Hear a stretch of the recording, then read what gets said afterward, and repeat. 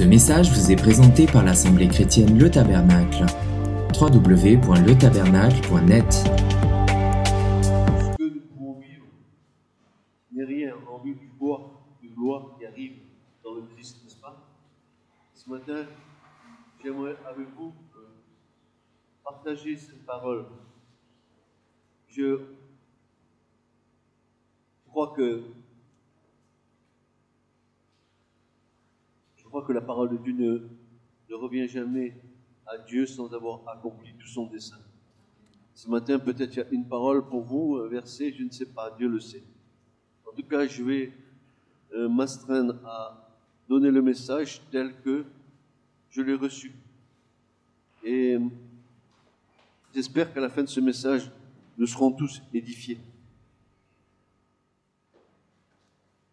Une des clés essentielles, une des clés essentielles en cette fin des temps, pour que nous puissions affronter les jours mauvais qui s'annoncent à grand renfort d'atrocités, de persécutions, mais aussi la bienheureuse espérance qui nous attend, à savoir l'enlèvement auprès du Seigneur. Eh bien, cette espérance, c'est de recevoir les révélations de la part du Seigneur pour que notre marche soit guidée par lui dans ce temps de ténèbres. Frères et sœurs, je voudrais affirmer ce matin ici devant vous que la révélation est accessible à tous. Amen. Je répète, la révélation est accessible à tous à partir du moment où ta relation, où ma relation est une relation d'intimité dans l'amour avec ton Seigneur. En outre, la révélation sera pour toi comme une lumière sur ton chemin pour te mener jusqu'à l'enlèvement.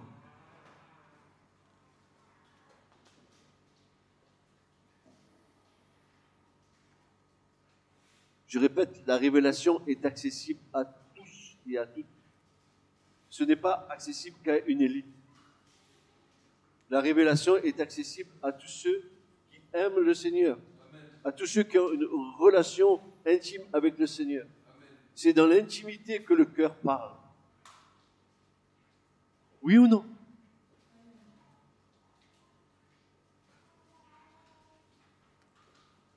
Le prophète Daniel va affirmer dans Daniel 12, versets 2 à 4, il va nous dire ceci. Et ceux et celles qui auront été intelligents, ils vont luire comme la splendeur de l'étendue, et ceux qui en auront amené plusieurs à la justice luiront comme des étoiles. Frères et sœurs, l'annonce de l'Évangile fait qu'à un moment donné, nous allons luire comme des étoiles. Si nous allons amener des âmes à la justice de Christ, alors nous allons luire comme des étoiles. Nous allons avoir une lumière particulière. Frères et sœurs, c'est la lumière de la vie que Dieu nous donne. Amen. Ils luiront comme des étoiles pour un temps, non, à toujours et à perpétuité. Pour toujours, pour l'éternité. Le fait que tu amènes une âme, 2 âmes, 10 âmes au Seigneur va faire de toi une étoile qui va briller. Une étoile qui va briller, comme dit Daniel, comme des étoiles, à toujours et à perpétuité. Frères et sœurs, on se prive de cette lumière en ne témoignant pas de l'Évangile. Le témoignage de l'Évangile par le Saint-Esprit va faire que la lumière sera au milieu de ceux avec lesquels vous allez parler.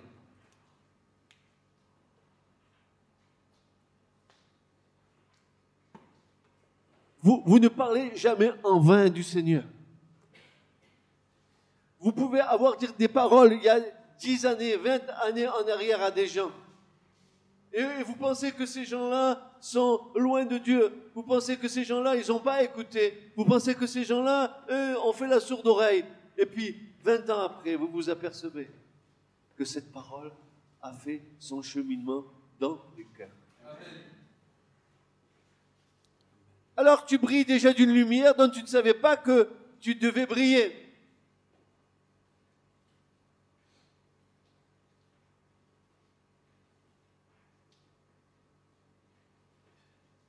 Mais toi, Daniel, ferme ces paroles et cachette ce livre jusqu'au temps déterminé, auquel plusieurs courront, et la science sera augmentée.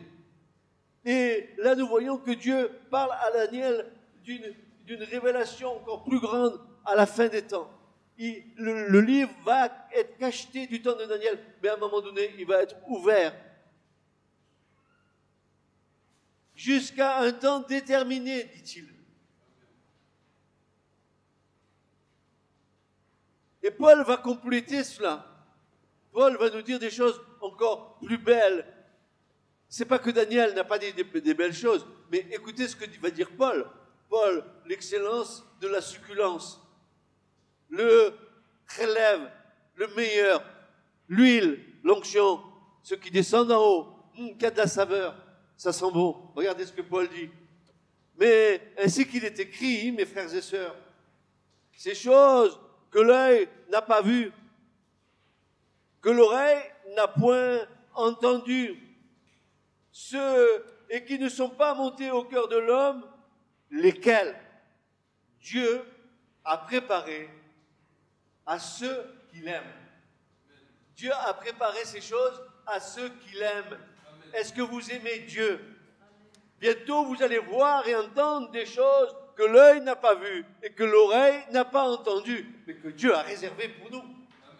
Oh punaise, moi je sauterais. Si j'étais à votre place sur la chaîne, je serais en train de bondir comme ça, en disant, mais alléluia, alléluia, mais que c'est bon ce que j'entends.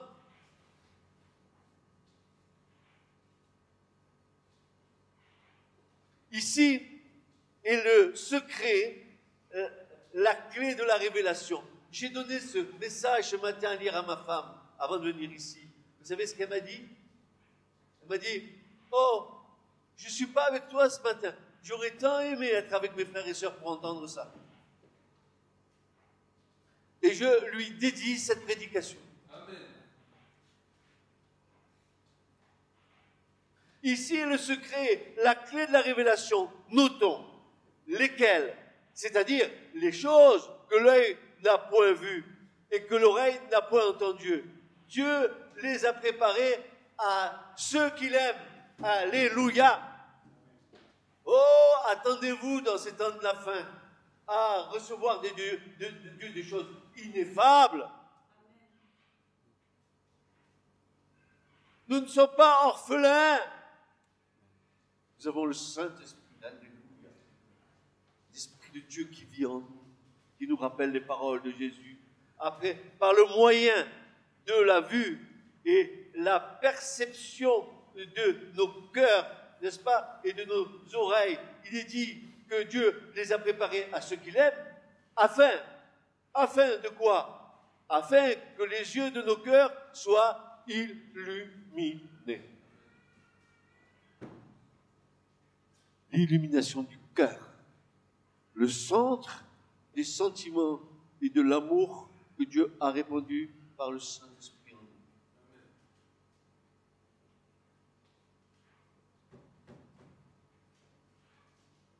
Par le moyen de la vue et par la perception de l'oreille, parce que ces deux moyens vont être aiguisés par le Seigneur au temps de la fin. Nos sens seront à nouveau aiguisés. Le discernement alors fonctionnera et nous pourrons alors être prêts. Les ténèbres deviendront lumière.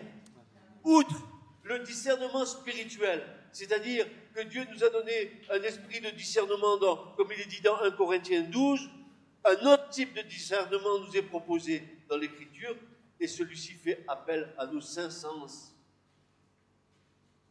Nous allons recevoir de l'Esprit, et avec nos sens naturels, nous allons pouvoir discerner. Amen. L'ensemble de notre personne va être dans le discernement.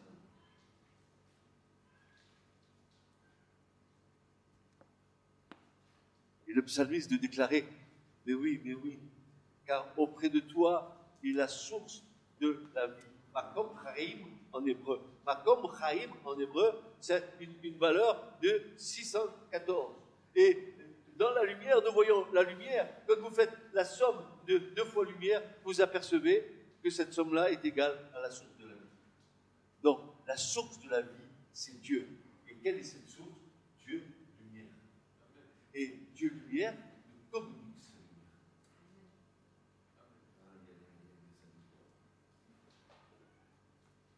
Ésaïe 48,6 nous dit, tu entends, considère tout cela, et vous, ne l'avouerez-vous pas maintenant? Je t'annonce des choses nouvelles, cachées, inconnues de toi. Dieu va lever la couverture, le voile.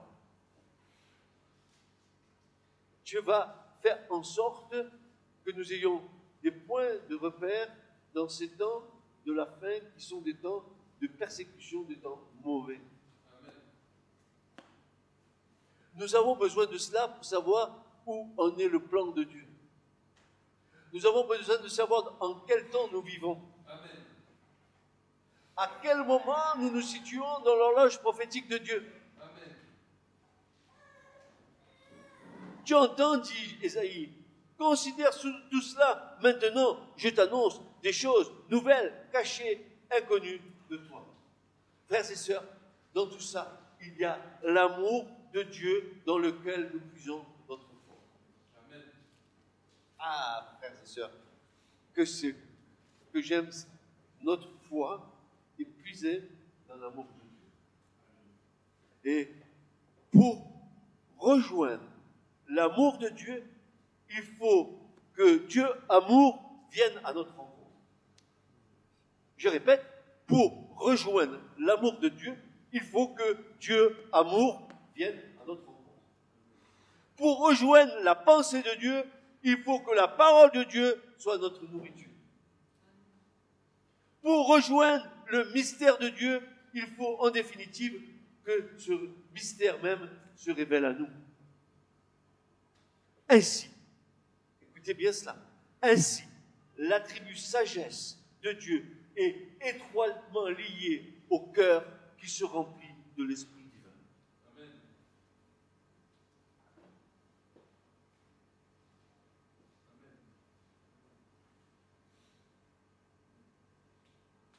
Ainsi, l'attribut sagesse, Dieu sagesse, est étroitement lié au cœur qui se remplit de l'Esprit de Dieu. Quand l'Esprit Saint remplit ton cœur, on va entendre, comme dans l'Évangile, mais d'où lui vient cette sagesse? D'où lui vient cette sagesse? Il vient parce que l'Écriture nous dit que Jésus avait reçu l'Esprit Saint sans mesure. Toute sa personne était moine du Saint-Esprit, des cheveux jusqu'au cou. Il était pétri dans son humanité, pétri comme David, rempli de l'Esprit de Dieu, des pieds à la tête. Tout ce qu'il disait, tout ce qu'il faisait, tout ce qu'il regardait, c'était empreint de l'Esprit.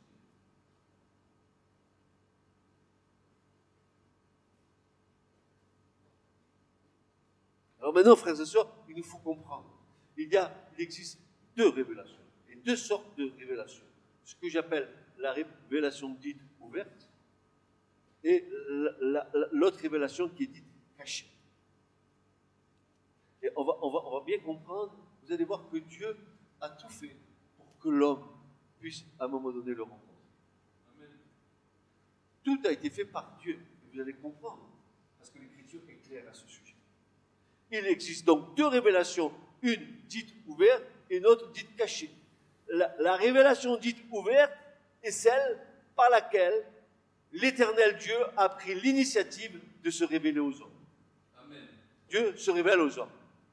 Et c'est la révélation ouverte. Celle-là, elle n'est pas cachée. De quelle manière va-t-il se révéler à l'homme? La notion de révélation est exprimée par le verbe hébreu gala, gala qui veut dire révéler, le voile qui est ôté, c'est-à-dire tout ce qui est caché va venir à la lumière. La révélation ouverte a pour objet la personne de Dieu et son dessein à l'égard de l'humanité. Dieu est un être spirituel en dehors du monde. Il est saint et les êtres physiques, finis et pécheurs que nous sommes ne peuvent le voir. Quoique les hommes ne puissent d'eux-mêmes arriver à la vérité en ce qui le concerne, Dieu a pris l'initiative de se révéler à eux. Les religions ou les philosophies sont l'expression de la quête de Dieu par l'homme, tandis que la Bible témoigne de l'amour de Dieu qui s'approche de l'être humain pour le sauver. C'est tout à fait différent.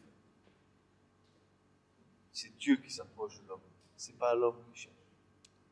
Ça, c'est la philosophie. On va trouver du divin en vous, alors. Il y a du divin par des exercices, des mantras. Et tu vas trouver Dieu comme ça, tu vois.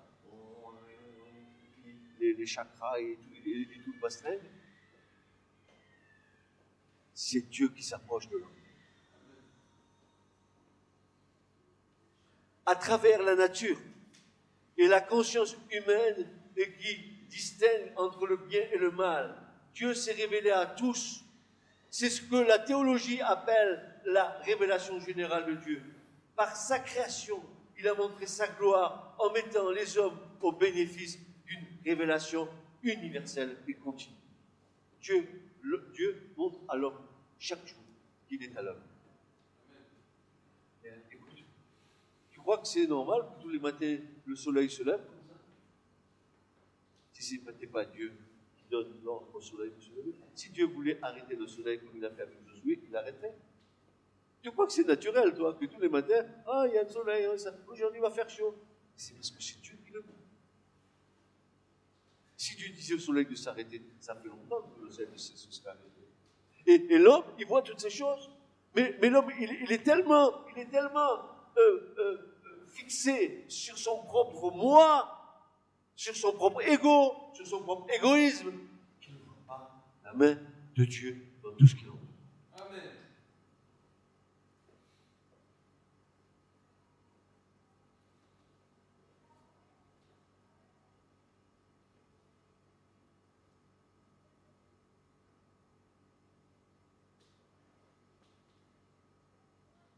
Certains chrétiens pensent que seuls les croyants peuvent voir la révélation générale de Dieu dans la nature. Mais Paul affirme que les non-croyants connaissent également la vérité au sujet de Dieu. Paul dit, les non-croyants, ils connaissent la vérité au sujet de Dieu. Il va nous le faire comprendre. Il est dit, en Romains 1, 21, « Ayant connu Dieu, ils le connaissent. » Comment? Écoutez bien, ayant connu Dieu, mais ils retiennent injustement la vérité captive. Ils n'en veulent pas. Ils la retiennent captive. Ils ne veulent pas. Ils ne veulent pas reconnaître. Oh, c'est le Big Bang, c'est le Bang Bing, c'est tout sauf Dieu.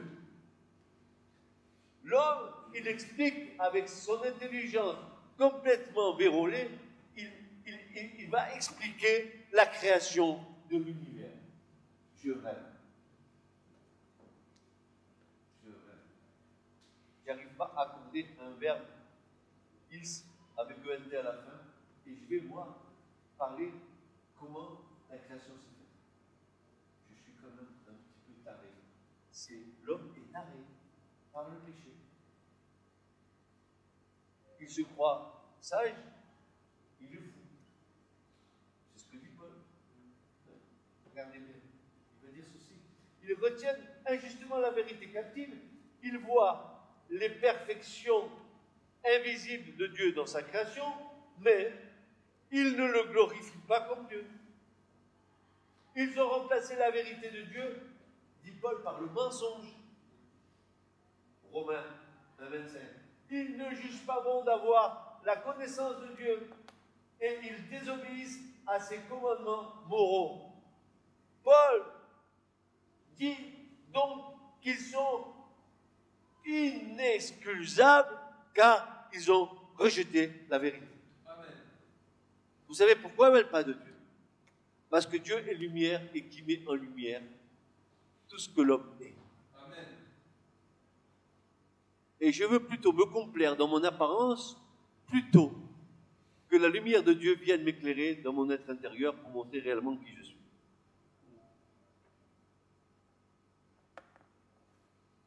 C'est pour ça que Jésus dira, ne jugez pas selon les apparences, jugez selon ce que est juste. Amen. Alors, que peut-on connaître de Dieu au travers de sa nature? Eh bien, d'abord, elle révèle le Créateur en tant qu'être intelligent. C'est ce que la Bible appelle sa sagesse. Les personnes qui sont conscientes de leurs devoirs moraux, qui connaissent la différence entre le bien et le mal, et qui ont un sentiment de culpabilité lorsqu'ils agissent mal, eh bien, ils prouvent que la loi morale de Dieu, résumée dans les 10 commandements, est inscrite dans leur cœur. Amen.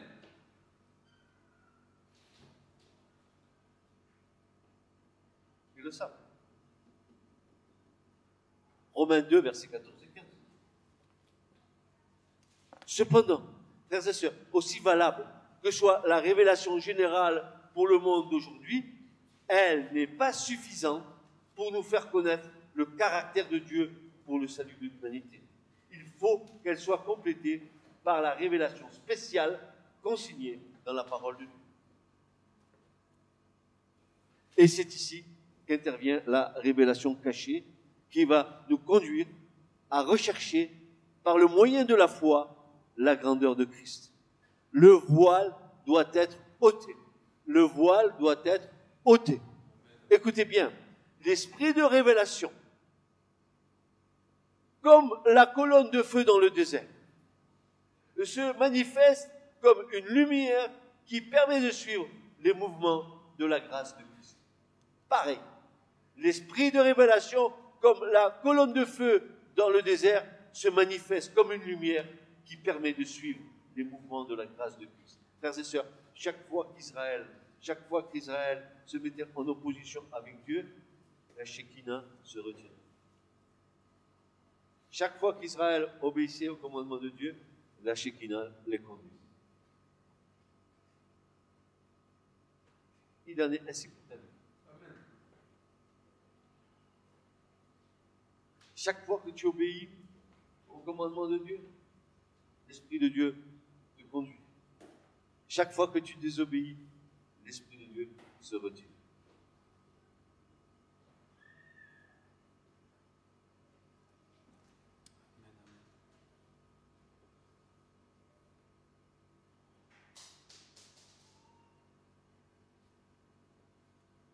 Alors, Jérémie va dire,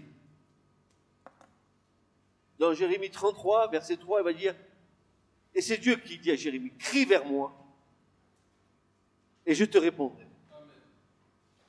Et je te déclarerai. Regardez bien, vous criez vers Dieu, il va vous répondre, il va vous déclarer des choses grandes et cachées que tu ne sais pas. Qu'est-ce qui va arriver, frère? Qu'est-ce qui va se passer, frère? Tu vas le savoir. Crie vers Dieu. Dis-lui, ne me laisse pas sans point de repère. Ouvre mes yeux. Comme Paul, fais tomber les écailles de mes yeux. Que mes oreilles entendent ce que l'Esprit a à dire. C'est bien ce qu'il est dit dans l'Écriture, que celui qui a des oreilles entende ce que le Saint-Esprit dit à l'Église. N'est-ce pas? C'est pour ça tout à l'heure que je disais que l'œil et l'oreille étaient des discernements par lesquels Dieu agissait. Crie vers moi, et je te répondrai, et je déclarerai des choses cachées que tu ne sais pas. Il est question ici de crier impérativement vers Dieu et d'obtenir la chose demandée. Il en est ainsi aujourd'hui pour nous et pour les temps à venir. Nos recherches dans la parole prophétique pour ces temps de la fin ne doivent pas nous éloigner de notre relation avec le Seigneur. Au contraire, nous devons en dépendre totalement. Le fait de chercher, de sonder, ne doit pas donner primauté à notre intelligence, mais à la révélation de Dieu. Lorsque nous ne comprenons pas, nous devons crier vers Dieu, cri d'imploration, cri de supplication, jusqu'à ce que les cieux entendent et s'ouvrent pour laisser couler la révélation. Seuls ceux et celles qui ont saisi la façon dont Dieu agit sont dans cette attitude. Celles et ceux qui ont leur lampe remplie d'huile. Nous dépendons totalement de la grâce et de la miséricorde de Dieu.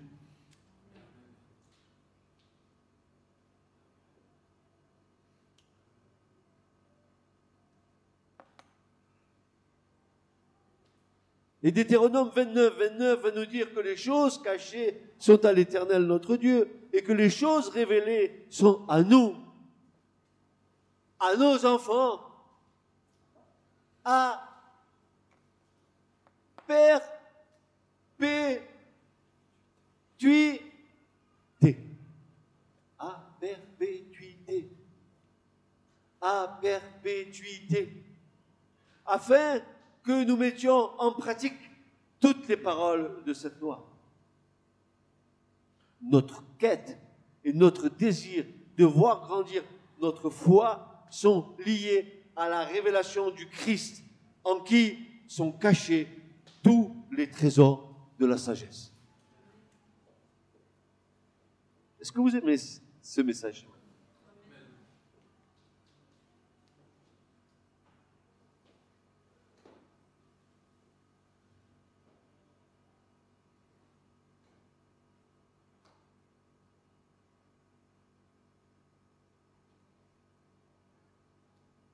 C'est sûr, dans ma vie, j'ai pu entendre la parole du Seigneur tellement de fois.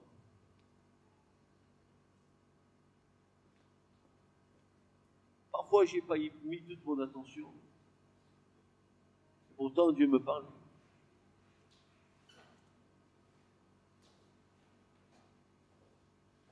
Et je comprends ce que Jésus et que le prophète va dire, parce que Jésus va reprendre ces paroles des prophètes. Ils ont des oreilles et ils n'entendent pas, ils ont des yeux et ils ne voient pas. Ils ont entendu 1000 fois ces paroles. Et ces paroles ont été comme des cymbales retentissantes, ça ne trouvait aucun écho dans leur cœur.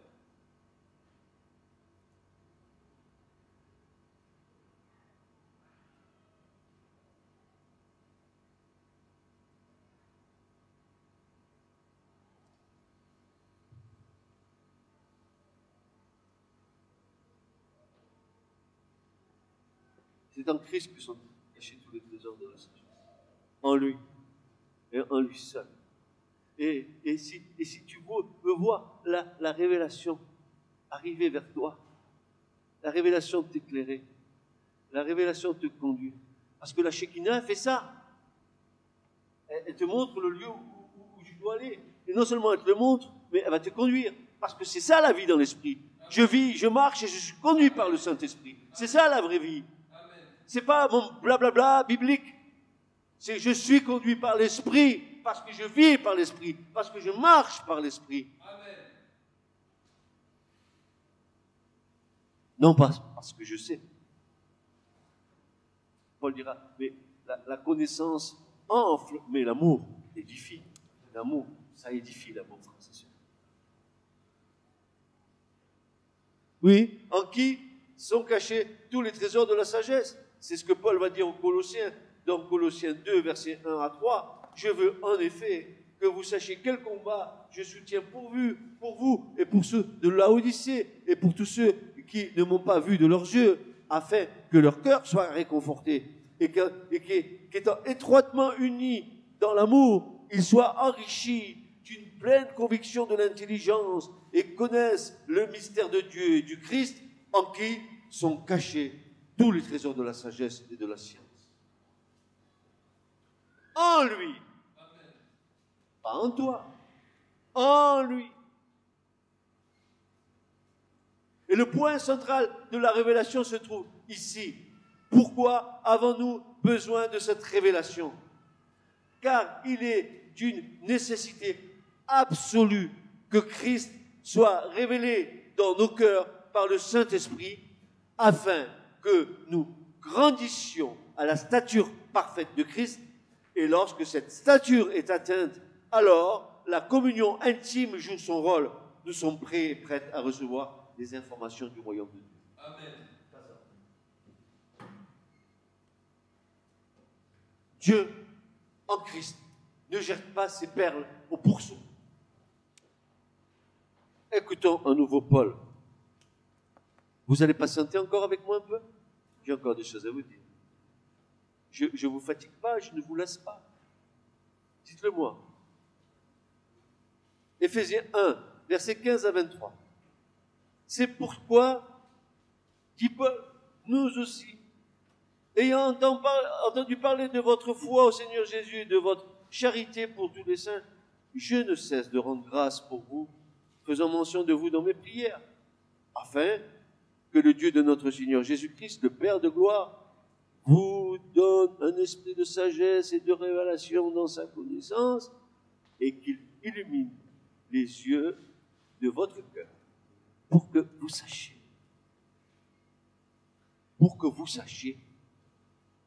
quoi? Quelle est l'espérance qui s'attache à son appel?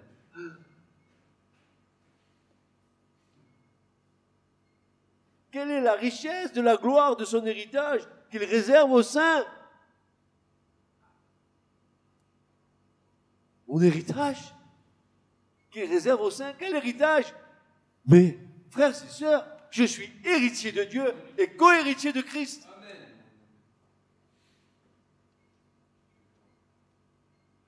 Tout est à vous, dit Paul.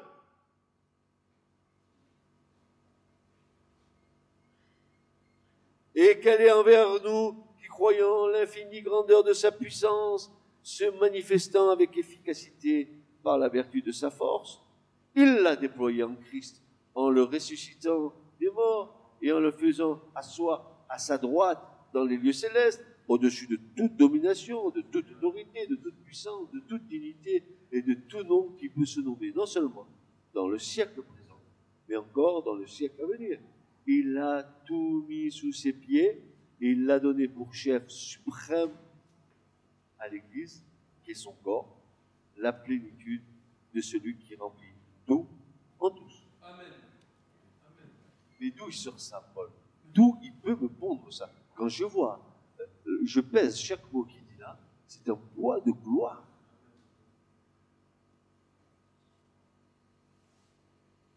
L'illumination des yeux du cœur est une véritable clé pour les révélations concernant les choses de Dieu. Le cœur, pour un juif, donc pour Paul, sert autant à comprendre qu'à aimer. En cela, les Juifs, ils ont merveilleusement compris l'homme et son unité. Quand on aime, écoutez bien, quand on aime, le cœur a des yeux, le cœur voit, le cœur connaît, le cœur reconnaît et le cœur saisit.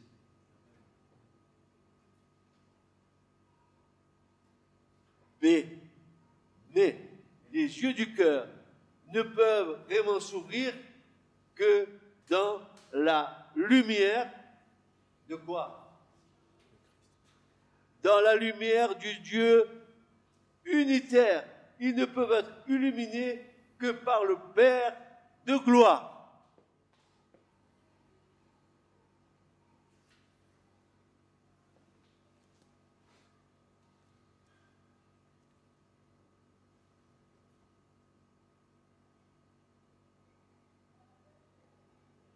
Dès que la nouvelle naissance nous a introduits comme créatures régénérées dans l'univers de la grâce, les yeux du cœur, à l'intime de nous-mêmes, s'ouvrent progressivement à une connaissance supérieure de Dieu, à base de foi et d'amour, qui est une participation à la divine sagesse.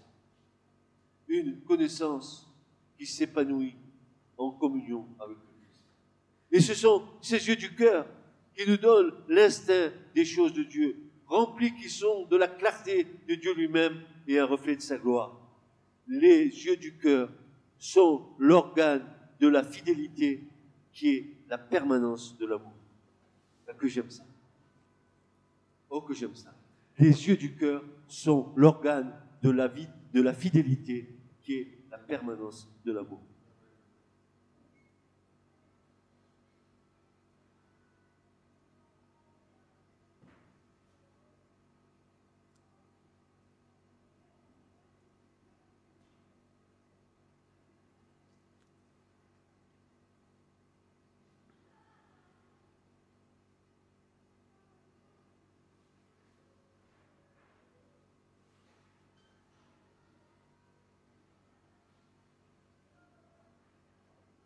Pardonne notre marche dans la foi au gré de nos sentiments, au gré de nos épreuves.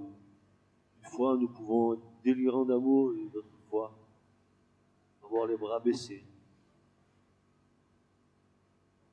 Doutant même parfois que tu puisses agir.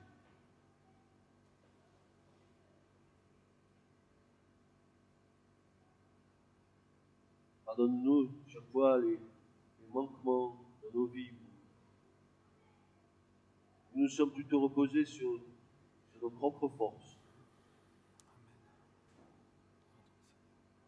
que sur ta conduite.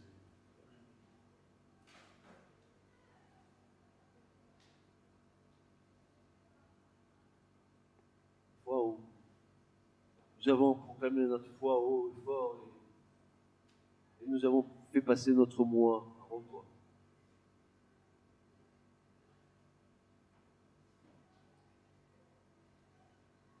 Merci pour le travail que tu as accompli à chacun de nous. Amen.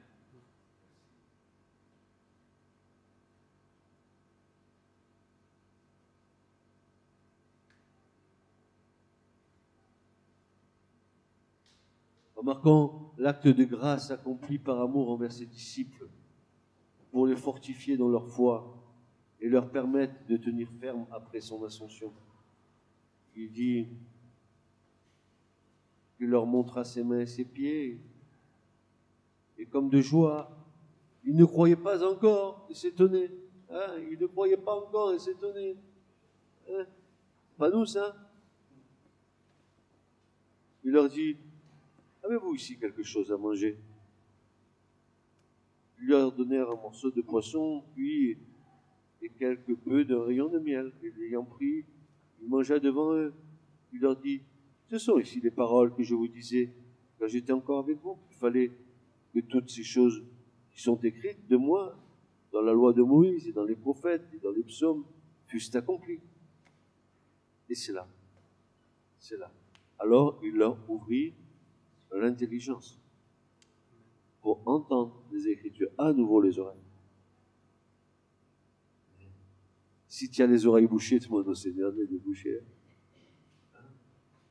Et il leur dit, il est ainsi écrit, il fallait que le Christ souffrit, qu'il ressuscita d'entre les morts le 3e jour, et que la repentance et la rémission des péchés fussent prêchés. Ah, on a le thème de nos prédications, n'est-ce pas? Quoi? Ben, la repentance. Ah! Repentance.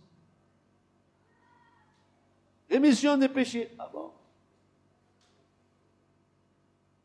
En commençant par Jérusalem. Il est à noter que la proximité des disciples du Christ pendant son temps terrestre n'a pas été suffisante pour qu'ils comprennent réellement à qui ils avaient affaire. Non. La révélation ouverte dans l'incarnation de Christ n'a pas été suffisante, malgré tous les actes de puissance et d'autorité faits en son nom par les disciples. Il manquait quelque chose de plus. Le voile devait être ôté. Le voile devait être ôté. L'intelligence humaine, obscurcie par le péché, maintient un voile d'incrédulité sur l'homme. L'ignorance engendre l'incrédulité. Voyez-vous, mes frères et sœurs, c'est dans une grande nudité spirituelle que nous pourrons comprendre les choses que Dieu voudra bien nous révéler. Lorsque le vase que nous sommes sera entièrement vidé de lui-même, alors il pourra y avoir une mesure de grâce qui nous sera accordée. Vidé de nous-mêmes. Alors nous allons prendre un exemple. Comment la révélation va pouvoir venir. Moïse. Moïse, le grand Moïse. Moïse, le grand figuier d'Israël, c'est-à-dire le grand rabbin, celui qui a enseigné Israël dans toute la loi de Dieu, a fait une grande expérience, car il devait être par la suite souvent à l'écoute de Dieu pour mener tout un peuple. Mais avant d'écouter Dieu pour mener le peuple, alors on va écouter ensemble. Grand d'Égypte, puissant de cette puissance idolâtre, très riche des richesses du monde, il est obligé de fuir, de partir face à son acte commis, le meurtre d'un Égyptien. Il s'enfuit, il laisse tout, il n'est plus rien, il n'a plus rien, il est tout poussiéreux, il est en loc, il s'enfuit dans le désert, c'est le temps de l'épreuve.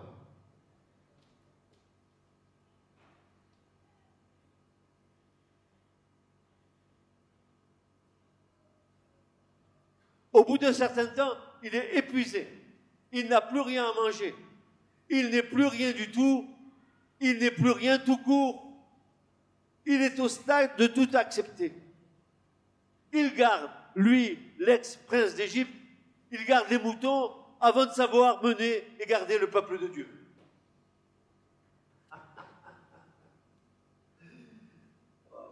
Avant de vouloir guider 1,5 million de personnes, il a fallu qu'il commence à guider les moutons. Et 40 ans. Le même temps, Israël dans le désert. 40 ans avec les moutons, 40 ans avec Israël dans le désert.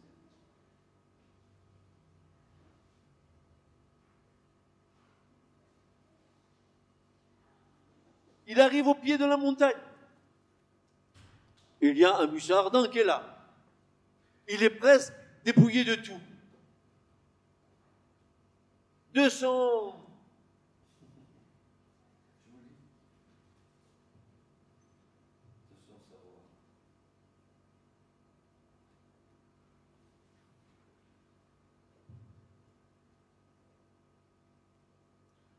de tout son savoir égyptien.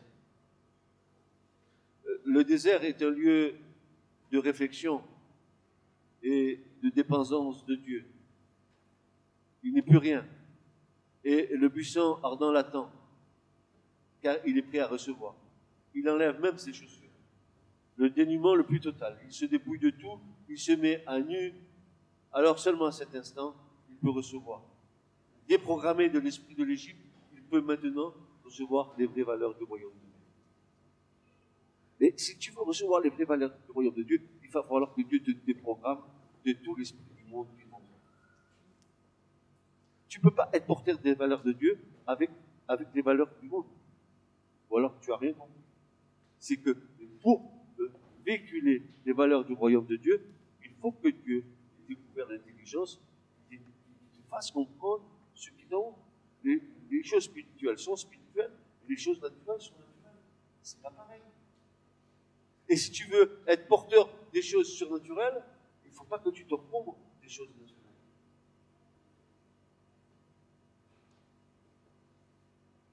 Dans le sens littéral, pour toi, pour moi, pour nous, lorsque tu es tout nu, d'une nudité spirituelle, dépouillé de tout ton savoir humain, qui n'interfère plus sur la révélation que Dieu veut t'accorder, quand tu seras au stade où tu pourras dire « Je ne sais rien, mais je veux tout recevoir de toi », alors la grâce agira et tu comprendras. Tu seras entièrement vidé de toi-même, alors là, il pourra avoir une mesure de grâce qui te sera accordée. Tu commenceras à saisir l'œuvre de Dieu en toi et en moi.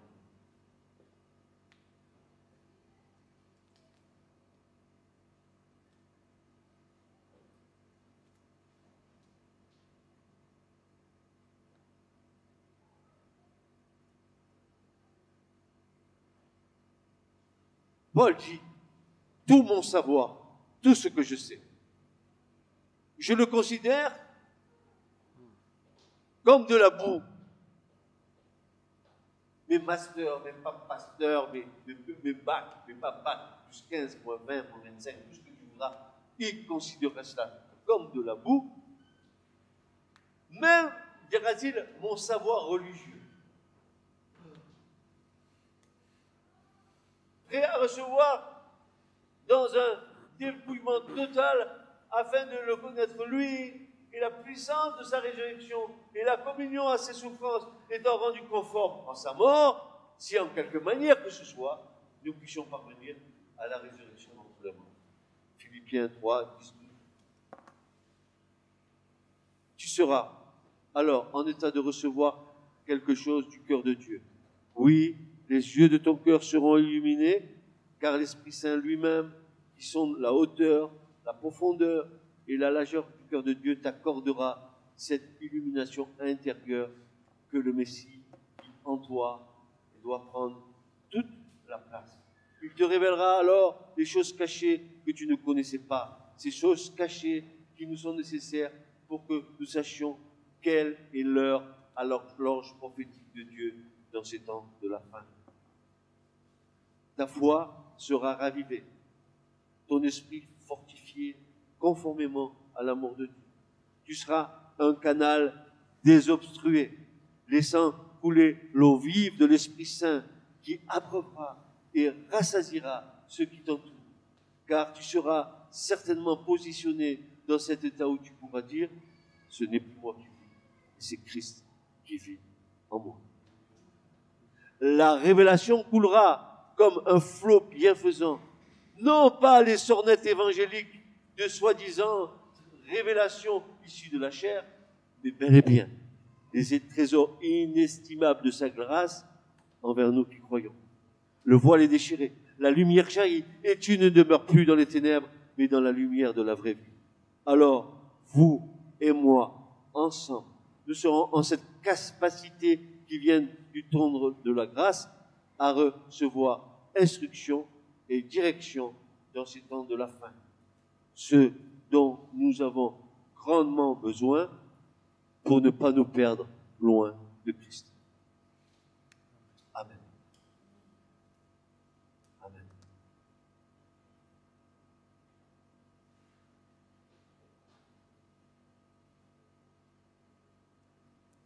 Nu.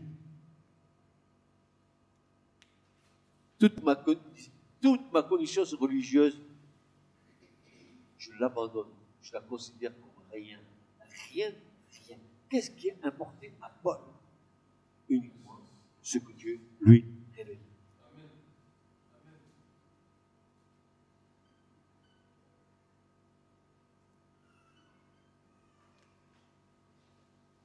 Alors vous et moi ensemble, nous serons en cette capacité qui vient du trône de la grâce à recevoir instruction et direction dans ces temps de la fin. Ce dont nous avons grandement besoin pour ne pas nous perdre loin de Christ. Amen. Amen. Amen.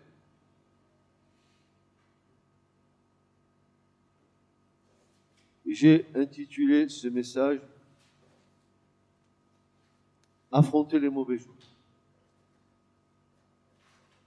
Si tu veux passer victorieusement ces temps de difficultés qui sont devant nous et qui sont déjà là au milieu de nous, parce que ça va aller en se multipliant, il faut bien savoir ce que Dieu est en train de faire. Et nous avons besoin de cette lumière qui nous éclaire. Moi, je crois que la Shekinah de gloire, la Shekinah de grâce, qui a conduit le peuple d'Israël dans tout son périple, depuis la sortie d'Égypte jusqu'à l'entrée en terre promise, l'Esprit de Dieu peut nous conduire dans cet exode qui va nous mener dans le royaume du Père.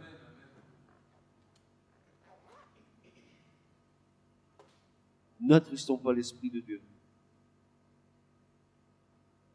Soyons vrais, fidèles. Donnons-nous en priorité au Seigneur.